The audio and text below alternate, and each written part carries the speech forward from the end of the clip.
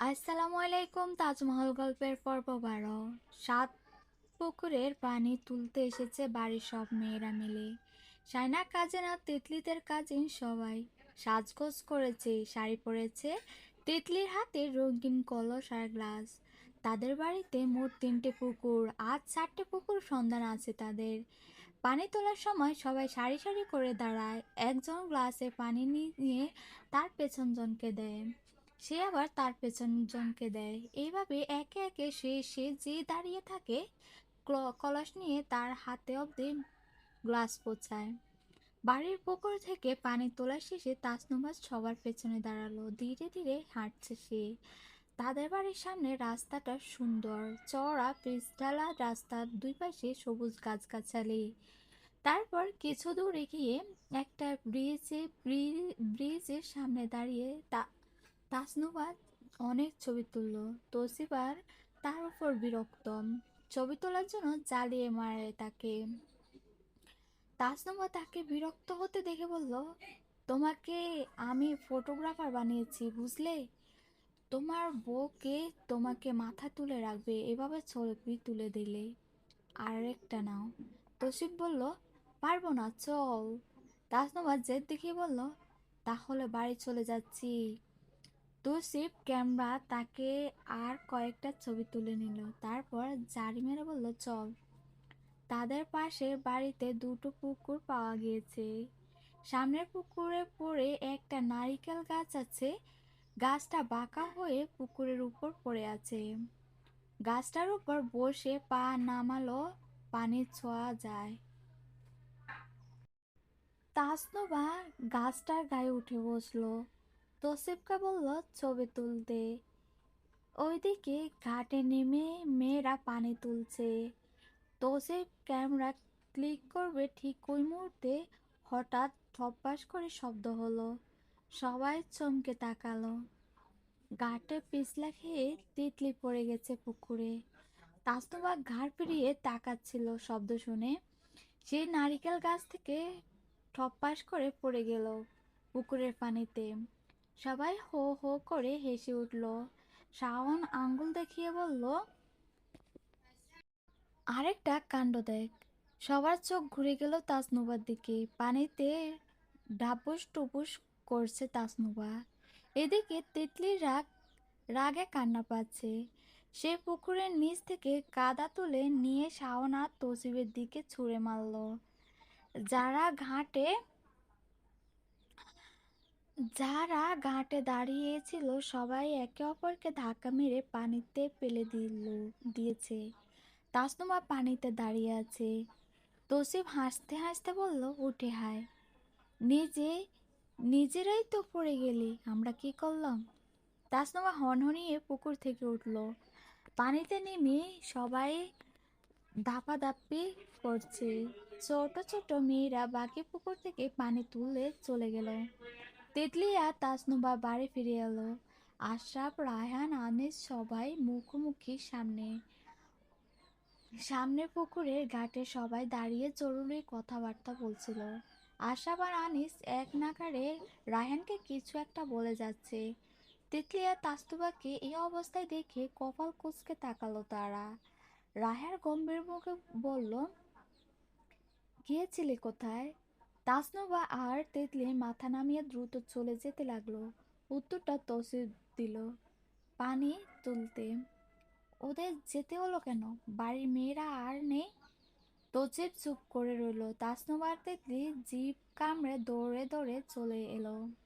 বাড়ি ফিরে দেখলো তাজউদ্দিন সিদ্দিকী রোশনার উপর চড়া হয়েছে, কারণ ক্লাবের স্টেজ ভেঙে আবার নতুন করে স্টেজ করতে দিয়েছে তাজদার। স্টেজ তার পছন্দ হয়নি। আশরাফ আর আনিস তার কাজে অসন্তুষ্ট হয়েছে, কারণ স্টেজে করা দায়িত্ব পড়েছিল সাইনা দুলাভাইদের উপর। তাজদার নতুন স্টেজ করতে দেওয়া দেখে তারা অপমানিত হয়েছে।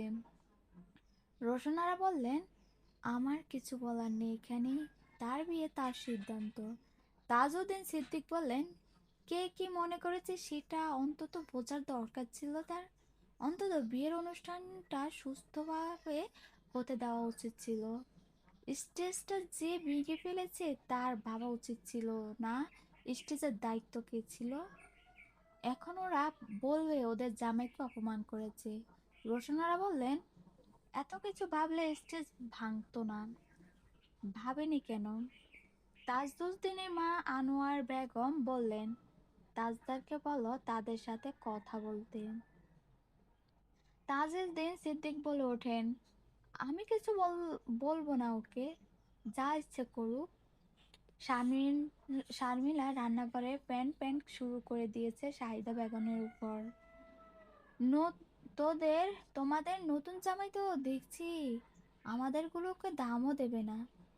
স্টেজ খারাপ তো হয়নি, ওইভাবে অপমান করার কি দরকার ছিল? বউ তুলে নেয়নি, এখন থেকে শুরু করে দিয়েছে। সাবরিন বলল, এতই যখন বাছাবাছি নিজেরাই সাজাতে দেয়নি কেন শুরুতে? মানে আমাদের সবকিছুতেই তাদের ভুল ধরতে হবে? শাইনাকে গোসল দেওয়া হয়েছে, চাচিরা সবাই মিলে তার নাকে নাকফুল পরিয়ে দিয়েছে। রোশনারা নাকফুল আর হাতে বালা আগেভাগে পরিয়ে দিয়েছে। রান্নাঘরের দরজার পাশে এসে দাঁড়ালো সে। মা বোনের কথাবার্তা শুনলো চুপচাপ। সাবরিনা তাকে দেখে সবাইকে সতর্ক করলো, মেয়েটা এখন পার্লারে চলে যাবে, আপনারা আর ওর সামনে কিছু বলিয়েন না। শাহিদা বেগম তখনই শাহিনাকে দেখল, নিজেকে সামলে নিল দ্রুত। এমন ভাব করলেন যেন সবকিছু ঠিক, কোথাও কোনো সমস্যা নেই। শাইনার দিকে এগিয়ে এসে বললেন, কিছু খাবি? শাইনা চুপ করে তাদের দিকে তাকিয়ে আছে। সাবরিনা সাবরিনা আর শারমিন চুপ হয়ে গেছে। পেছন থেকে হঠাৎ শান বলল, মনে রেডি হ, গাড়ি এসেছে। বিদায়ক্ষণ শাইনা বুকের ভিতর কেমন যেন করছে। দাদিমা এসে তার মাথায় আর গালে হাত বুলিয়ে দিতে লাগলো। বলল, আর যাই হোক, জামাইয়ের সাথে সম্পর্ক ভালো রাখবি সবার সামনে। যদিও ওরা দেখে জামাই বউয়ের সম্পর্ক ভালো নেই, তাহলে সবাই তোকে পেয়ে বসবে। পরের বাড়ি কত কিছু হবে, সহজে মুখ খুলিস না। শাইনা বলল, মুখ কি নিজের বাড়িতে খুলতে পেরেছিলাম কখনো? সবাই চুপ। শারমিনা এসে বলল, যাওয়ার সময় এসব কথা থাক। এই শানু সবাইকে ডেকে আন এই সাঞ্জু সবাইকে ডেকে আন। বলল, শানু চলে যাচ্ছে পার্লারে। শাইনার চাচাতো বোন সাঞ্জু সবাইকে ডাকতে চলে গেল। আফসার সাহেব মাত্রই ক্লাব থেকে এসেছে, সাবরিন ওনাকে ওনাকে ডেকে নিয়ে এলো। শাইনা গায়ে সালোয়ার কামিজ, গাড়ির সামনে এসে দাঁড়িয়েছে সে। একবার নিজের বাড়িটার দিকে তাকালো সে, বুক বার হয়ে এলো। পরক্ষণে মনে হলো এখানে কেউ তার আপন ছিল না। দাদিমা কাঁদছে, মা বোনেরাও কাঁদছে, বাবা চুপচাপ দাঁড়িয়ে আছে মুখ ভার করে। কিন্তু আল্লাহ শাইনাকে আজ অসম্ভব ধৈর্য দিয়েছেন। সে সবাইকে থামিয়ে দিয়ে এক কথায়, আমার আমি খারাপ থাকলেও কোনোদিন তোমাদের কাছে দুঃখের কথা বলতে আসবো না। বোঝা হালকা করেছ, এবার শান্তিতেও ঘুমাও সবাই। দাদিমা বললে, এমন করে বলতে নাই বোন। শাইনা পুপড়ি উঠল, খবরদার, বোন ডাকবে না। ফোফানিটা গিলে ফেললো। গাড়িতে উঠে বসলো সে। তাসনুমা, তিসলিস, তাসমিন, জিমলি সবাই এসে গাড়িতে বসলো। গাড়ি ছেড়ে দিল। কন্যা বিদায় হলো। সবাই কাঁদতে দেখে রোশনারা বললেন, মেয়েকে প্রতিদিন দেখতে পাবে, এত কান্নার কি আছে? যাও, কাজটা সেরে নাও, ক্লাবে যেতে হবে। চট্টগ্রামে কনভেনশন সেন্টার বিয়েটা আয়োজন করা হয়েছে। কনের পক্ষে আর বরপক্ষের লোকজন খাওয়া দাওয়া চলছে। যেহেতু দিনটা শুক্রবার, সেহেতু জুম্মার পর মানুষের ঢল একটু বেশি নেমেছে। পার্লার থেকে কনে এসেছে 2:30 নাগাদ। গাড়ি থামা মাত্রই আনিস আর শাওন এগিয়ে এলো গাড়ির দিকে। সবাই স্যুট বুট পরেছে। শাইনার শাড়ির রং মেরুন রঙের, গোল্ড রঙের ঘোমটা, সাজ পোশাক সবকিছুতে একটা রাজকীয় ভাব আছে। তাসনুবা পাকিস্তানের ব্রাইড সাজ দিয়েছে তাকে। শাইনাকে নিজের মন মতন সাজাতে পেরে সে খুব খুশি। সে সবাইকে জিজ্ঞেস করেছে বউয়ের সাজ কেমন হয়েছে। সবাই প্রশংসা করছে সে আর তিতলি খুব সুন্দর সেজেছে। দুজন অফ হেয়ার লেহেঙ্গা পরেছে। তোসিবা তার কথা শুনে বলল, এটা পাকিস্তানি হলে বাংলাদেশি সাজ কোনটা? তোকে সবকিছুতে পাকিস্তানি টানতে হবে কেন?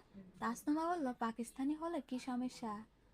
বিয়ে শুরু সুন্দর, বিয়েতে সুন্দর লাগতে হবে, এটাই হচ্ছে মূল কথা। তসিবের সাথে এক দফা ঝগড়াঝাটি করে সে চলে গেল। বরের গাড়ি এসে পড়ল কিছুক্ষণের মধ্যে। গাড়িতে বরের মা, খালা, চাচি সবাই। মেয়েরা সবাই গাড়ি ঘিরে ধরল বর বরণের জন্য। তাজদার অফ হোয়াইট রঙের নাবাবি শেরওয়ানির শাইনার বাড়ি থেকে আনিস আর আশরাফ চিন্তা ছিল তাজদার পছন্দ করবে কিনা। পছন্দ করেছে।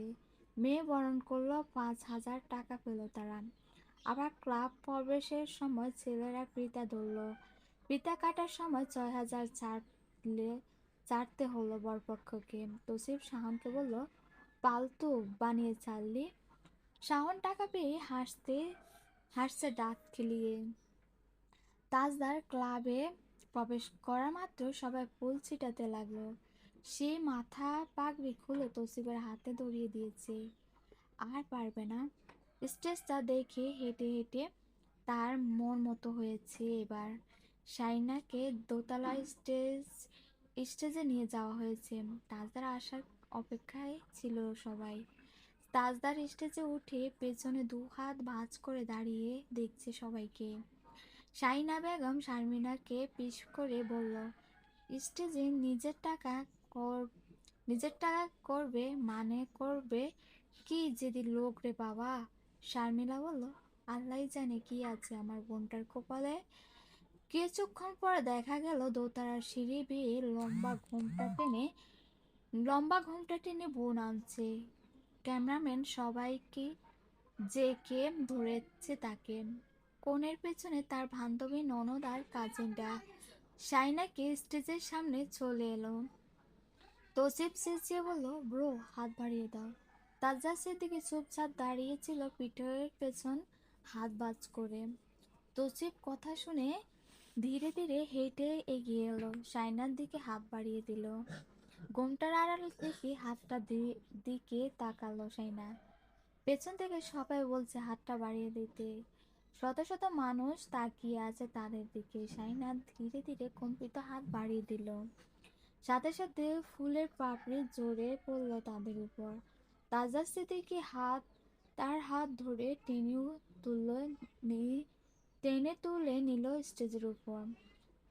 তারপর শুরু ঘোমটা তোলার পর্ব। ক্যামেরাম্যান কথা মতো ধীরে ধীরে শাইনার ঘোমটা তুলে দিল তাজদার। শাইনা একবারের জন্য চোখ তুলল না।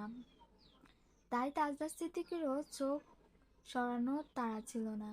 বিয়ে শেষ হতে সন্ধ্যা নেমেছে। বধূ বিদায়ের সময় আকাশটাও যেমন খারাপ করে ফেলেছে। শেষবারের মতন বরপক্ষের হাতে মেয়েকে তুলে দিল আফসার সাহেব। তারপর মেয়ের মাথায় হাত রেখে শাইনার হাত নামিয়ে দিল ধীরে ধীরে। তারপর একে মা, বাবা, ভাই বোন সবার দিকে তাকালো। সবাই ভেবেছিল সে খুব কাঁদবে। তার কিছুই হয়নি।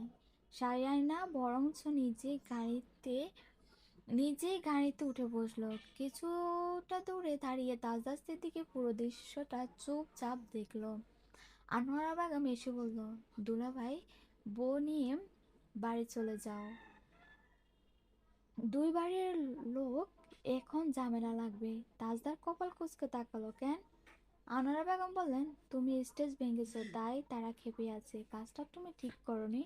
তাজদারের কপাল কুঁচকে গেল। সে বলল, আমি দাঁড়িয়ে আছি, বাড়ির সবাইকে গাড়িতে উঠতে বলো, এমনকি বাবাকে। জর্গা কিভাবে লাগে সেটা আমিও দেখব। গল্প চলবে।